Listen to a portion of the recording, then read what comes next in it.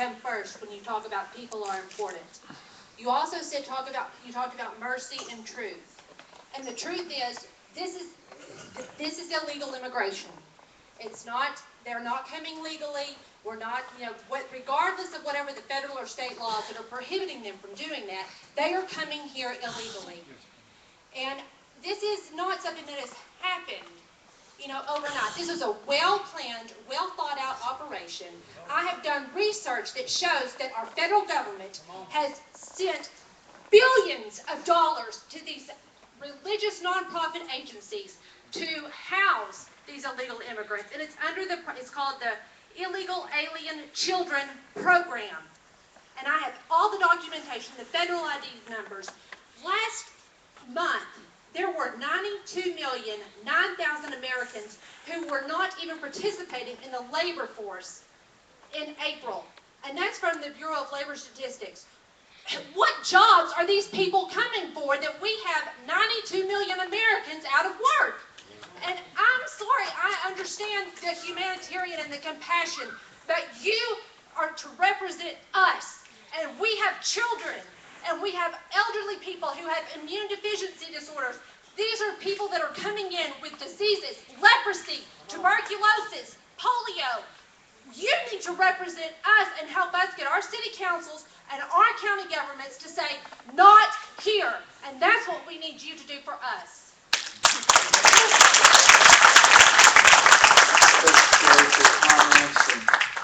I am seeking to represent this district, and I appreciate that input. And that's why I went down there to see it for myself. I didn't just want to believe the media reports. I wanted to confirm them.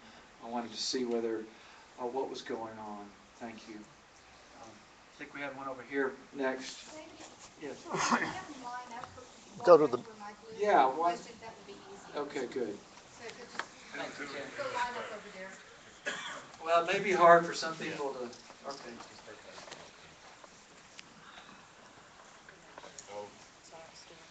Yeah, if y'all could just line up in the back, then we'll do this orderly. Thank you. Hey, I'm a student of history, and one thing I know is that one of the big reasons why the Western Roman Empire collapsed was they had an immigration problem, and immigration overwhelmed assimilation.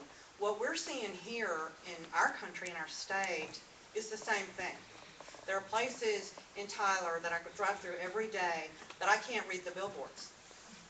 And every time I call somewhere, it's press 1 for English. This is a problem of assimilation. And we really need the sanctuary cities to stop. We really need the free stuff to stop. Yes. And we really need to encourage assimilation. If you want to come here and you want to be part of the American dream, that's one thing. But when you just want to come here and get what you can and send it back to Mexico, that's not all right. And we're kind of tired of that. I agree with you. Thank you.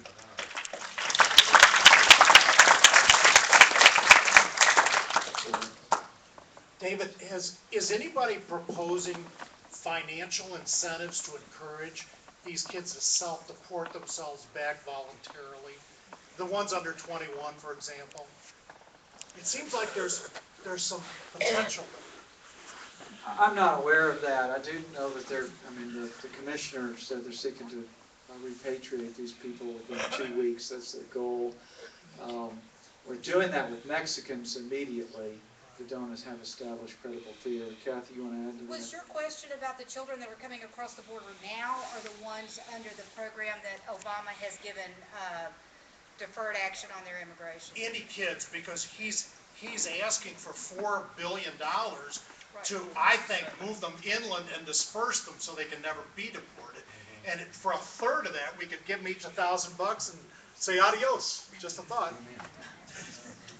I agree, and I think that's some of the agents that I spoke to confirmed that and thought that as well. Yes. Well, she had a lot of really good points, but I don't really think we got any answers at all to Okay. what we're doing to just like stop these kids from being sent anywhere else, much less further interior. But my deal is Mexico's southern border is one of the most highly guarded, regulated borders in the world, and we have a military presence there. This isn't an immigration, this is an invasion. They're being allowed through, okay? The biggest problem with that is you said 20% were unaccompanied minors, which is the Media Matters word for illegal immigrants. Unaccompanied minors, 20%, that's all you hear about.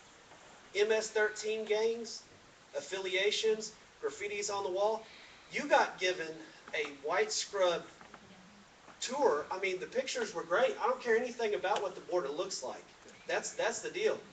And you weren't even allowed to take pictures. Why? What are they hiding? Yeah. You can take any pictures anywhere you want in America. You weren't allowed to take it. You got shown around to see what you want. And we got 40,000 pairs, FedBiz Ops, 40,000 pairs of size 6X underwear that were ordered for these immigrants. These aren't people coming here to work. Well, I agree with you. That I think there are many of them, at least some of them, as many as I can tell, were fleeing very terrible situations in Central America. There's certainly a criminal element, and we are dealing with that, but we're overwhelmed right now. I'm grateful for the National Guard that's going to help in a DPS surge. I do think we need to stop the freebies. I think we need to stop all but emergency critical care from our hospitals and send people down to the road for other centers. Those are some of the things we can do. It's a federal issue. I went down there because I do represent this district and it affects this district.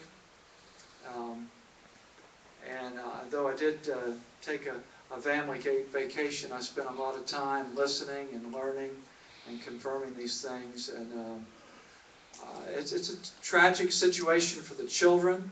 I do not support sending them all over the country. I support confirming whether they have credible fear on the border, and if they don't, sending them immediately back, and then only sending them to places where people want them and will care for them, and not forcing them on communities. Yes, Pastor. I'm still a little confused. You said the uptick is because of the abuse children are experiencing. Why is there an uptick in abuse in Central America, or why the recent surge in abuse is the reason? Well, we had it back in 2005. So is that what we're being told, is that there's an uptick in abuse in Central America? That's why, because it's just this is flooding us right now. So is that the reason? Because it's gotten worse and all of a sudden in Central America? I'm just really curious. I'm confused. Well, it's orchestrated a lot. I mean, there's gang activity. The children are unaccompanied when they get here. They're certainly accompanied along the way. They're coyotes that are being paid $3,000 to $8,000. Why is it happening now? Why is this all of a sudden happening right now? Well, I think At a high level. two reasons. One was the 2008 law, the human trafficking law.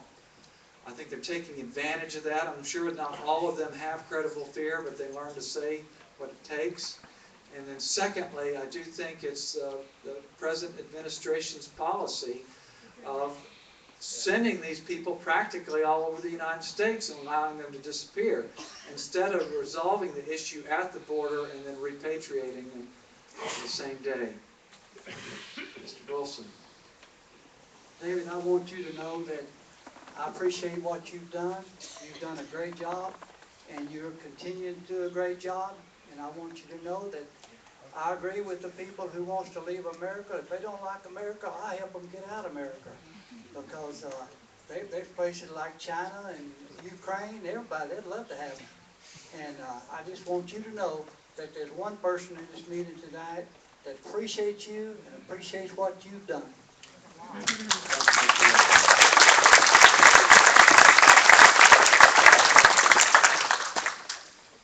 That's a tough act to follow. He's an old friend from Abinger. My question, David, is I listened to your presentation. I heard almost nothing about the gang problem and the influence the gangs are having on transporting these kids up, holding for ransom. I've had sources tell me that I believe that they're actually making these children do things like cut fingers off and ears off to send ransom notes to the families back home. This is what's going to happen. This is the kind of people that they're dealing with on these gangs. how can you go to the border and not get a big earful of what the gangs are involved in, how the cruelty on the children bringing up? Because it comes down to, in one of my opinions, if you're going to put your children in that situation, isn't that basically major child abuse coming from their country? I want to know about the gangs. What did they tell you on the border about the gang involvement and how they're going to stop them? Well, they didn't go into detail on how they're stopping it, but they did address it. They did bring it up that they're taking advantage of being overwhelmed by the children, and that's where the DPS was seeking to fill in the gaps, and now the National Guard. I did hear a few anecdotal stories about children being molested once they get over, abandoned. It is a very dangerous journey, and there was one slide there I skipped over some of those things when the slideshow moved on. And there's gangs, basically coyotes, that are facilitating the transportation of these children. What's the difference between the Border Patrol buying them bus tickets and a coyote buying them a ticket across the river? Well, because there's a United States law that they're seeking to comply with, and that needs to be changed. And there's also some policies. They've been overwhelmed. They have some restrictions with respect to what they can do and how long they can keep them. And some unintended terrible consequences for that well-intended 2008 law. And I'll add to that. One of the things that we heard in the DPS briefing was for the gangs and the criminal activity, they're well organized. They're watching. They know the moment DPS pulls that boat up on the trailer that they can run across the river. And one of the things that Cornish started talking about and that Representative Simpson mentioned that's important to note are the federally protected lands. They're using that to scurry across. They disappear into the weeds, and you can't find them again. So they're very well organized, and so because they have scouts and they have people watching, it's difficult for DPS and Border Patrol to catch them when they know the moment that they turn their backs. So that's one of the reasons that makes it very difficult for them to enforce it and to deal with it. And one of the reasons why, as you mentioned, the National Guard will be helpful because they can watch some of those areas closely.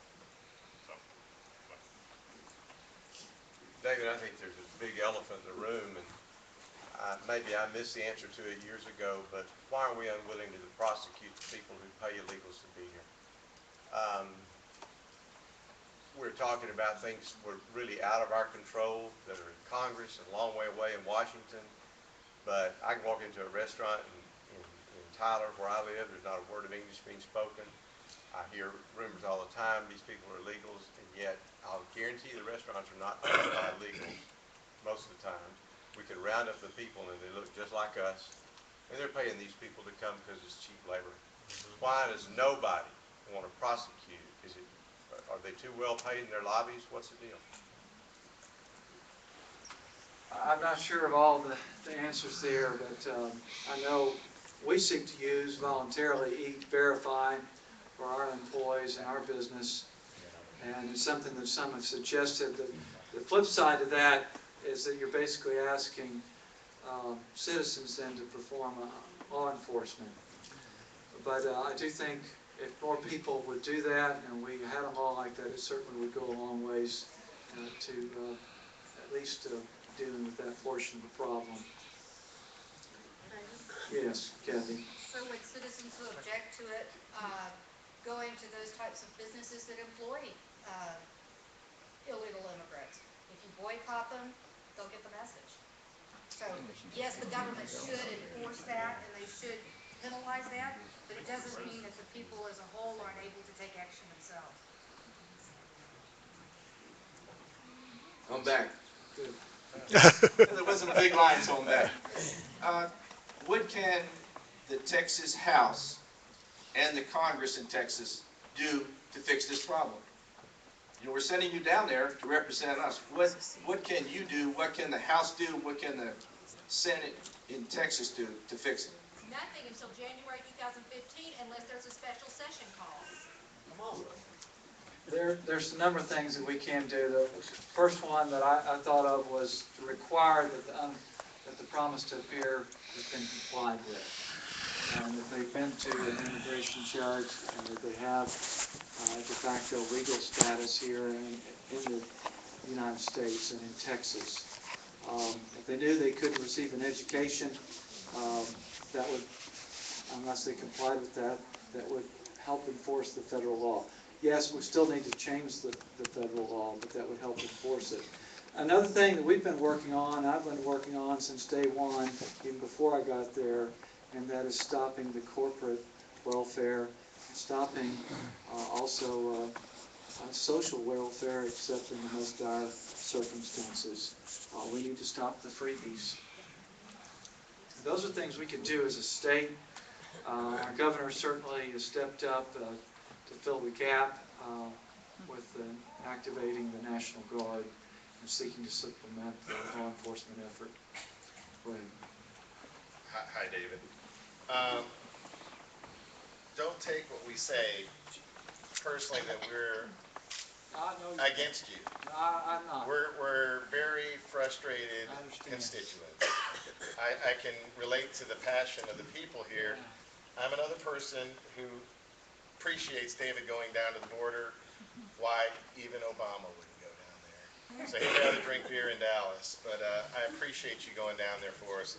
But I guess the thing I want to get across is you were putting up the verses, hearkening back to my college days, when the children of Israel were going out of the land of Egypt and they were skirting around the land of Moab, they went in to ask permission to enter the border. Right. Permission was denied. Right. They didn't go through the border, they respected the border, and they went around.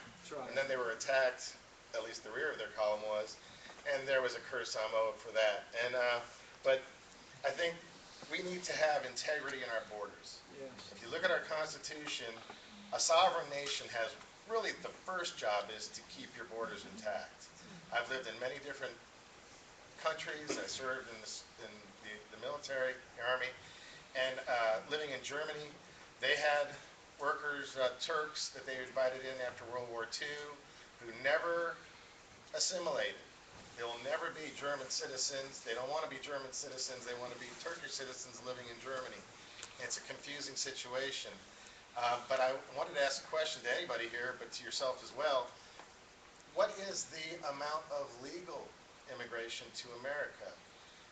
Just recently listened to an interview of a gentleman who had all the facts, and I'm missing part of my brain, but it was 1 million, I want to say it was about 1 million people a year are legally brought in by our government, most of them Muslims, by the way, and they're planted wherever they want to plant them, Tennessee, Iowa, different places, Ohio.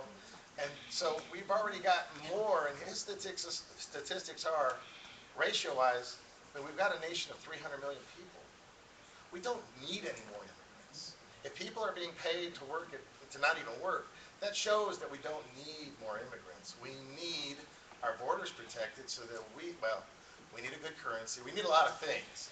I can harken back to my days supporting Ron Paul, but we need a lot of things, but what we don't need is more people at the trough. And, you know, I understand your compassion for these people, but these strangers, if you look into the scripture, those strangers had to abide by the laws of Israel, and they had to worship the God of Israel. That's right. They weren't allowed to do what they wanted higgly-piggly. And, you know, these people aren't coming in with a good Christian heart. Most of them are criminals anyways. And we have a lot of people. I worked for a big multinational corporation in the oil field. I worked with one gentleman who won the lottery in Algeria. And he gets to live in America. He's a Muslim, brings his wife, his arranged marriage wife, and his kids. And they're all good citizens. And he gets benefits I don't get. And I was born here. And that's the frustration of our people. And we don't have a good currency, and here's the real issue, David, and you know this as well as I do, we've got Republicans in the Senate and the House who benefit from cheap labor, so they encourage it. And you got Democrats in the Senate and the House who benefit from what they perceive as future voters, so they encourage it. And the problem is that the middle Americans are getting so frustrated it's coming to that loggerhead when all of a sudden something bad will happen. And who it was with the Roman Empire, true. Any great empire, whether it was Parthia, Persia, Rome, if you look at their whole setup, when they got to the point we're at, it falls apart. And I'm just saying, we love you. Okay, I want you to know I that. understand that. I love you. I went down I there. couldn't think of anybody I'd want as my representative but you. Certainly wouldn't want Tommy Merritt, but you hear what I'm saying? We need resolution. Well, I'm working on that. I'm going to do what I can. I hear you loud and clear. I support the rule of law. I do not support giving away the fruit of our labors, except when it's done voluntarily. I do believe there's a place for charity for individuals and families and churches, but when the government does it, it just encourages more of it. We not only need to secure the border and control it, but we have got to stop it here in our own country. Even for Americans, we're making them dependent. And when they're not working, it does leave a vacuum, and I oppose that. And there's only so much I can do at the state. I'm going to do all I can. Our staff's been working on it hard and diligently. Thank you.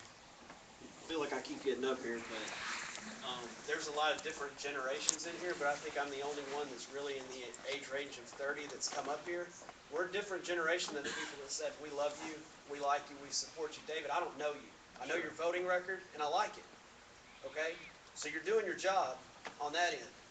But the Constitution says our federal government, its first thing is it's supposed to secure our borders. We're securing other people's borders better than ours.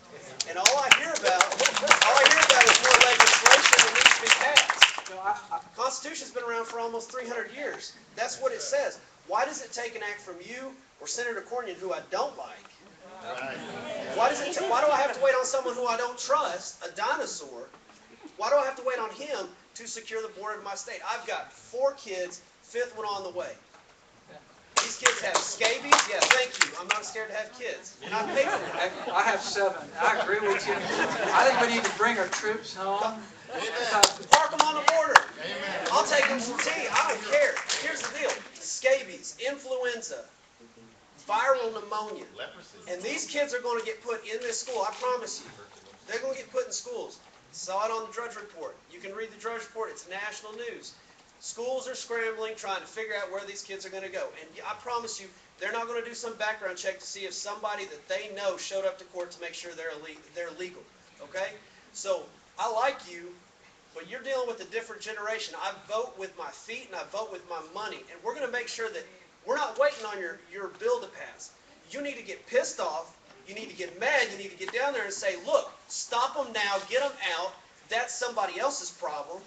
Deal with Mexico if we have to. Tell them to shut down their lower border. Deal with our president. Yank his tail down there because he works for me. He don't work for you. He works for me. Then you get him down. Get him down there and shut it down. In the 21st century, our war is fought with demographics, not with bullets and guns. They are bleeding Texas blue. And I'm sorry if you're a Democrat in here. I don't like Republicans a lot. I like independents. But here's the deal. They're changing the demographic, and it don't take 150,000 people. And there's more than that that's come across the border this year. There's more than 150,000. I'm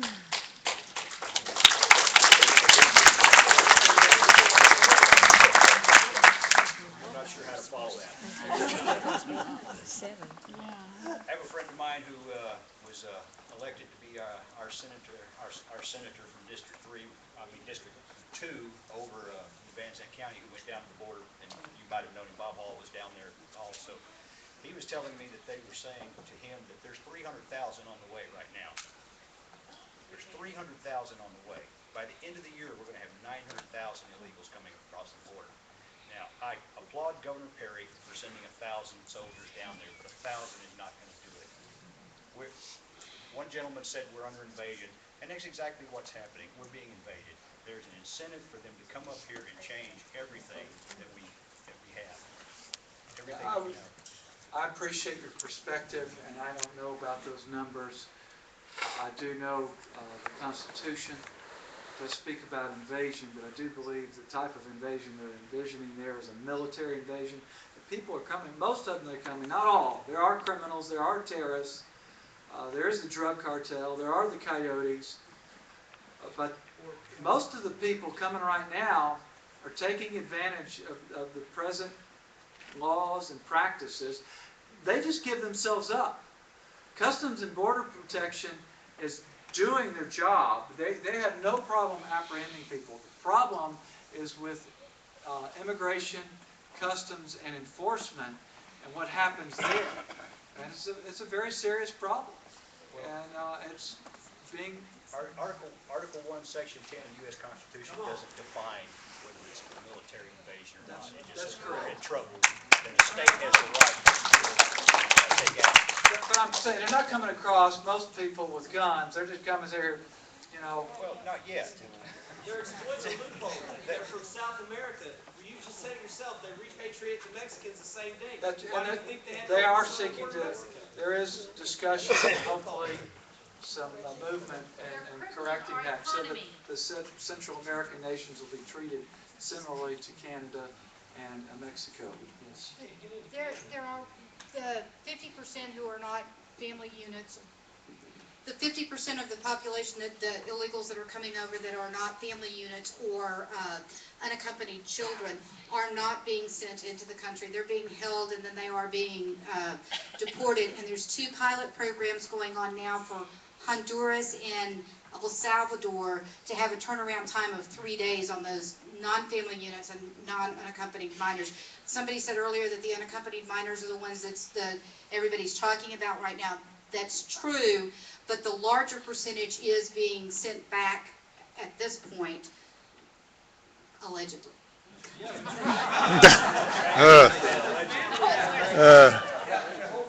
That was good till the last word. I just want to say, I mean, this was not a professional trip. I mean, I went down there and did the best I could on a working family vacation. And it took basically 7 days out of my life to see what I could, to talk to the people, to verify the reports, to get inside. It took a lot of effort to get inside there. I couldn't show you the pictures, but I could verify the pictures I did show you taken by others. We do have a very serious problem. But I also believe that ultimately our hope's not in our government. Our hope's in the God of our nation, God who made us. And we need to love the immigrant, love people, and remember that these children are being fodder in this situation. They are being assaulted. They are being taken care of. That's one of the reasons why we need to solve this. And we need to protect our own life, liberty, and property. But we also ultimately, the assimilation that's needed, it's needed by people like you and me. And of course, it needs to be two-way. And that should be, we should think about that in our immigration policy, who we let in. But we gotta work hard at it, and may God give us grace to transform this nation once again that fears Him, that upholds the rules of law, that loves his neighbor. I'm talking about our neighbor right here first. Did you have another question? Well, you have more hope in the federal government than I do. No, I said my hope was not in government. That's not even. I have. My hope's in the Lord. I remember Psalm. I understand. We're not going to fix that mess in Washington, though. And it's in many ways it's pretty bad in Austin. Austin is bad too. That's why we're here. That's right. Good. Thank you. I'm glad you're here. Bad. I would recommend that Governor Perry call a special session. I mean, there's several things we can do immediately here in Texas to secure that border and get it shut down and remove the incentives that bring people here. There's lots of things that we can do. This idea of giving illegal aliens access to our public school system, that right there is a big draw. I can go and I can get a free education for my kids, and I don't even have to be a citizen. Well, I hate to tell you, but our governor has been proponents of some of these things, and I don't know that that's going to happen.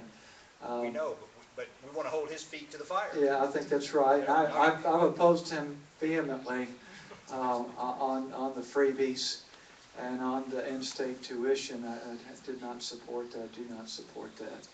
Would you support a special session being called? Beg your pardon? Would you support a special session being called?